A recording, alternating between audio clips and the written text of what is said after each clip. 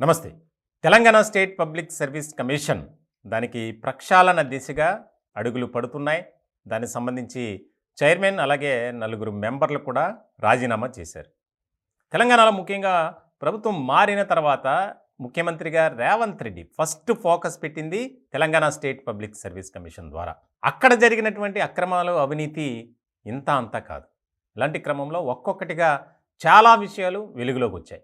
పేపర్ల లీకేజ్, అలాగే question papers అమ్మకాలు, అక్కడ జరుగుతున్నటువంటి ఇంటర్నల్గా డిపార్ట్మెంట్లో చాలా చిరాకైపోయింది. ఇట్లాంటి క్రమంలో ముఖ్యంగా ఎవరిని కూడా దీనికి రాజకీయంగా ఎవరిని తీసుకోకూడదు. అంటే ఒక పార్టీకి పరిమితమై పార్టీలో ఉన్నటువంటి నాయకులకు ఆ బాధ్యతలు అప్పగించకూడదు.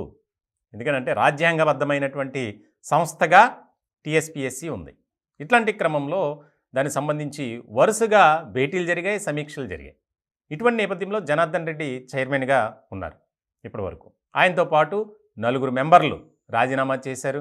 ఎందుకంటే రివ్యూ జరుగుతున్నటువంటి సందర్భంలో వారి రాజీనామాలను ఆమోదించొద్దు అని గవర్నర్ను కోరినటువంటి ముఖ్యమంత్రి రేవంత్ రెడ్డి ఆ అంశంలో అసలు ఏం జరిగింది, ఎంత అవినీతి జరిగింది, అక్రమాలు ఎవరి ద్వారా జరిగాయి అనే దాని మీద ఫోకస్ పెట్టారు.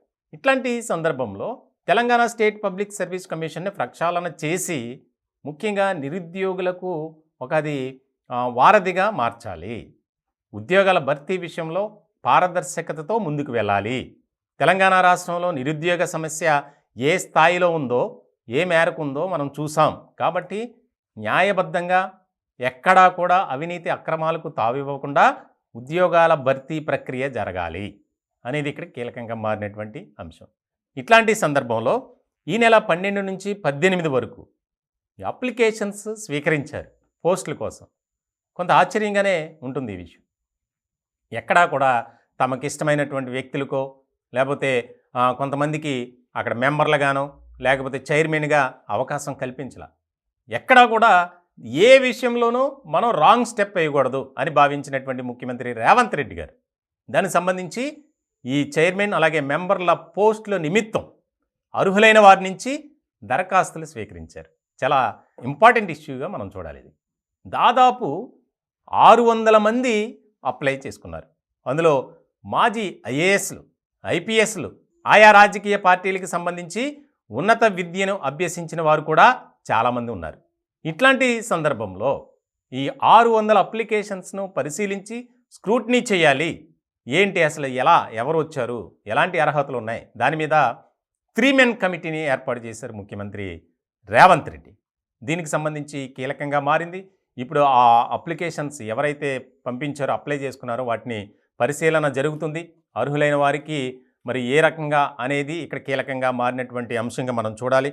దీనికి సంబంధించి 3 కమిటీల్లో ముఖ్యంగా సిఎస్ శాంతకుమారి, అలాగే జిఏడి సెక్రటరీ నిర్మలా గారు, అలాగే లా డిపార్ట్మెంట్ సెక్రటరీ తిరుపతి, 3తో ఒక కమిటీ వేశారు. న్యాయపరమైనటువంటి చిక్కుళ్ళు కానీ లేకపోతే ఏ రకమైనటువంటి ఇబ్బందులు ఉండకుండా ఉండాలంటే న్యాయ నిపుణుల సలహా కావాలి. కాబట్టి లా డిపార్ట్మెంట్ సెక్రటరీ, అలాగే జిఏడి సాధారణ పరిపాలనా విభాగం, గవర్నమెంట్లో ఒక కీలకమైనటువంటి సెక్షన్ అది.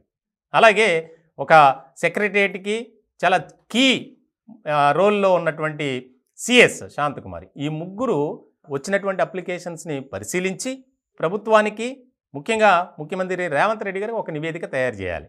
ఇట్లాంటి క్రమంలో దీని మీద ఇప్పుడు ఫోకస్ పెట్టారు. ఈ 3 మెన్ కమిటీ ఆ అప్లికేషన్స్ని పరిశీలిస్తున్నారు, స్క్రూటినీ చేస్తున్నారు. త్వరలోనే దీనికి సంబంధించి కీలకమైనటువంటి నిర్ణయం వెలువడే అవకాశాలు కనిపిస్తున్నాయి. ముఖ్యంగా టీఎస్పీఎస్సీని ప్రక్షాళన చేసి ఒక కమిటీని ఏర్పాటు చేసి అప్పుడు నియామకాలు స్టార్ట్ చేయాలి. ఇప్పటికే నిరుద్యోగులకు కాంగ్రెస్ పార్టీ ప్రామిస్ చేసింది, ఉద్యోగాల భర్తీలో కాంగ్రెస్ని నమ్మండి, మీరు ఒక్కసారి అవకాశం ఇచ్చి చూడండి అని. అట్లాగే ఎన్నికల ముందు రేవంత్ రెడ్డి గారు అలాగే కాంగ్రెస్ పార్టీ కీలకమైనటువంటి నేతలు ప్రామిస్ చేశారు, వాగ్దానాలు ఇచ్చారు, హామీలు చేశారు. నిరుద్యోగ సమస్య అనేది తెలంగాణలో ఉండదు చాలా క్లియర్గా చెప్పినటువంటి నేపథ్యంలో ఈ 3 మెన్ కమిటీ అనేది ఒక కీలకంగా మారినటువంటి అంశంగా చూడాలి. త్వరలోనే పూర్తి స్థాయిలో ప్రక్షాళన చేసి ఒక నూతన కమిటీ వేసి ఉద్యోగాల భర్తీకి శ్రీకారం చుట్టబోతుంది రేవంత్ సర్కార్.